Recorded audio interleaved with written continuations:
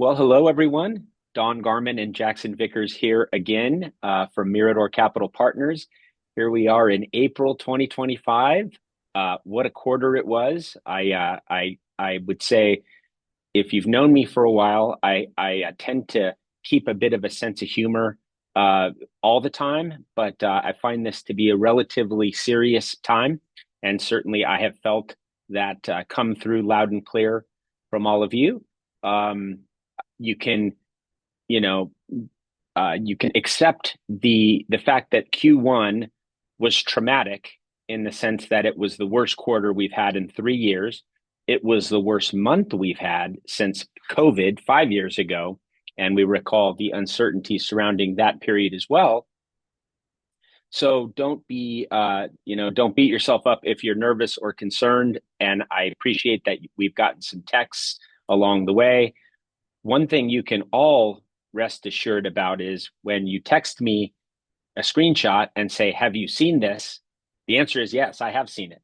First of all, I own it as well for my family, and this is honestly this is what we do all day every day. So yes, we are aware that it was swift, and it was really kind of the third week of February to the end of March was a pretty merciless ride, made more dramatic by the fact that the most acute pain was felt in really 5 or 10 stocks that are the core of the market and most everyone owns. We can take some small solace in the fact that the number one and number two most uh, uh, savage beatings in the first quarter we didn't own, or we certainly don't own in the size that the market owns. One of them we don't own at all. But you get to two, three, or three, four, and five, and down the list, we were not obviously spared. Oddly and ironically, the amount of down we experienced in our flagship strategy in Q1 isn't even doesn't even register with some of the worst quarters we've had in reality. But for whatever reason, it felt worse this time, and it felt different. And I'm going to chalk that up to even in '08, in the financial crisis, we all had a collective awareness of what was causing the uncertainty and the undermining the financial security of the economy and individuals and folks and new people who were losing houses and whatnot. This has been different. This period has been maximum uncertainty without any clear path forward, because so much of the core of what we have come to expect as Americans on the world stage and domestically in our relationships with businesses and foreign trading partners, it's all being kind of reshuffled. So that is it's traumatic, and I want to acknowledge that and you know say we're right there with you. It is a very uncomfortable period of time. So I want to address this as well. Why not get very much more defensive and sell stuff in mass and really move to the sidelines? It's a tempting proposition, but I'm going to explain why we can't do that. It's a trope that hasn't been bandied about much in the recent years, but it's no less true, which is there's 252 days that the stock market's open every year, right? Because it takes out weekends and holidays. If you're out of stocks for 7 or 8 of those days on the best days, whatever positive returns the market has produced over long periods of time, through world wars, through other periods of time with tariffs, through different tax regimes, through different administrations, whatever returns have been produced, and we've all seen that they've been very good, get wiped out. So it's that whole, this is the reason you can't time things. And what I feel the most pressure to do from people is, hey, let's just get more defensive until things clear up. And the problem with that is once things are cleared up, prices will be back high. We will be buying at those prices. And cutting off any opportunity that we have to take advantage of things going from really maximum uncertain to less uncertain as the prices have will have recovered at that point. Jackson, do you have anything you want to add to that?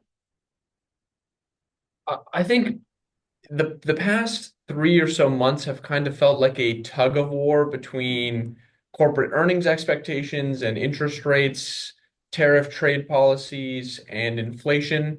And in particular, it's felt like all four of those have been tugging against us on certain trading days. We have to realize that that's not going to be a permanent state of affairs. And so to get too conservative and to sell asset prices that have appreciated and then potentially rebuy at higher prices doesn't make a ton of sense. We're kind of just in a holding pattern, as are most capital allocators at this moment in time. Well said. And it brings me to one other thing I wanted to briefly touch on, which is human nature.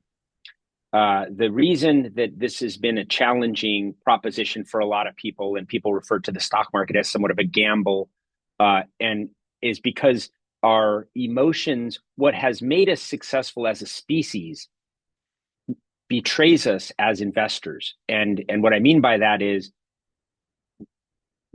in our desire to stay alive and to avoid things that can cause us harm, our brains are pretty well hardwired to take things to the worst case, to see clearly what could go wrong and avoid danger. Uh, it's what has, it's why we have persisted through all of the dramatic things that the earth can throw at us from a weather perspective and predators and all those other things. What is less easy for us to do as a species is to concoct an argument for what could go right.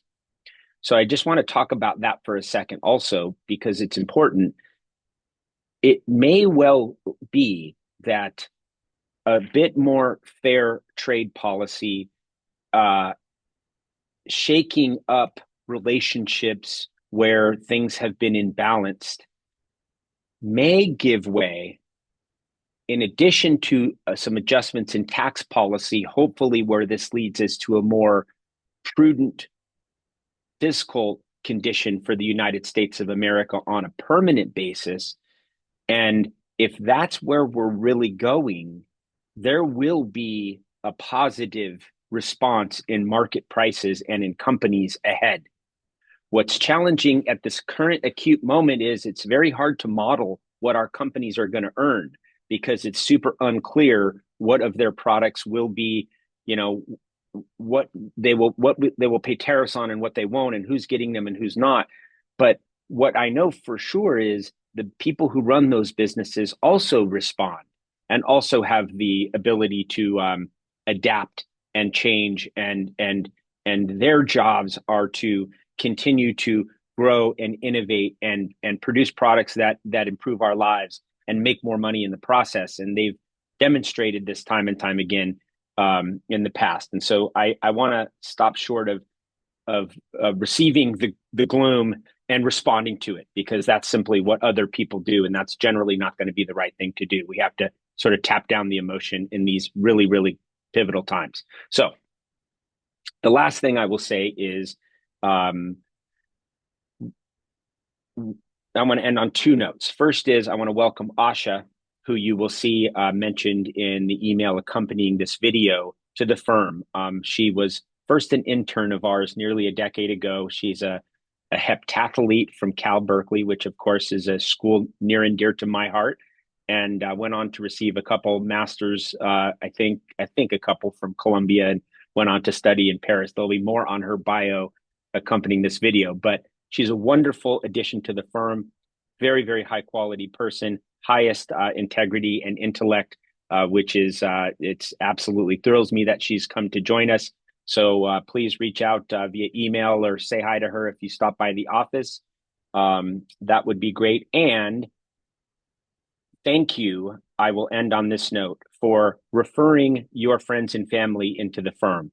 It means a lot to us. Obviously, these are tense and trying times, and the fact that you are experiencing that uncertainty and willing to share what you've enjoyed about Mirador with your friends and family means the world to us. So thank you. We had, oddly, as a business, a very nice quarter thanks to you. We will do our best to be battling these markets. And I think ultimately at some point this year, giving way to more positive and productive and higher prices for us all. That's what I expect and hope. But wanted to end on a note of gratitude. Thank you again for your referrals. Welcome to Asha. Thank you to you, Jackson, for all your hard work this quarter. You had a wonderful quarter. And I think we can end on that note. And until next month, we will see you later. All right. Bye-bye, everybody. See you soon.